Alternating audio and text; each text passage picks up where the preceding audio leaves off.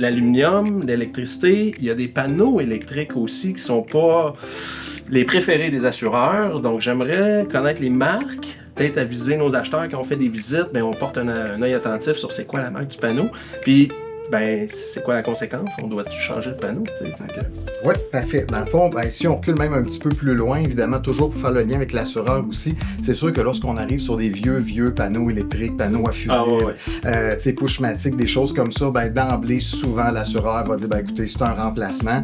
Puis même l'électricien, le jour où il va venir pour installer des nouveaux circuits ou une vérification, c'est un peu le même principe. Il va dire, c'est âgé, c'est désuet, on devrait là, planifier un remplacement. Évidemment. Ensuite, ben, c'est sûr qu'au fil du temps, il y a eu certains panneaux qui ils vieillissent moins bien, hein, des fois des nouvelles compagnies, puis en effet, là, on est parti avec des lots défectueux. Entre autres, au niveau des retours assureurs, ben, on va avoir des fois les panneaux Commander qui peuvent être un peu plus problématiques. On va avoir les panneaux Fédéral Stablock qu'on voit beaucoup.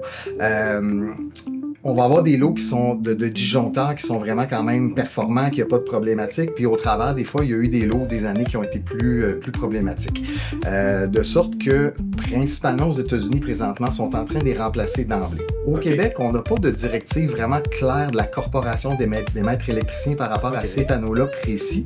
Mais lorsque la majorité des électriciens vont se déplacer puis vont le voir, vont d'emblée suggérer un remplacement à cause des problématiques à venir et au passé.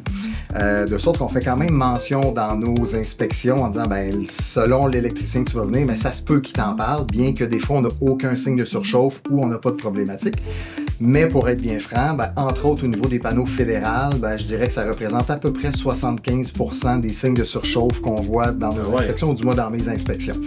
C'est quand même quelque chose qui est assez élevé là, au niveau là, du taux. Pas 75% des panneaux, mais 75% des signes de surchauffe environ.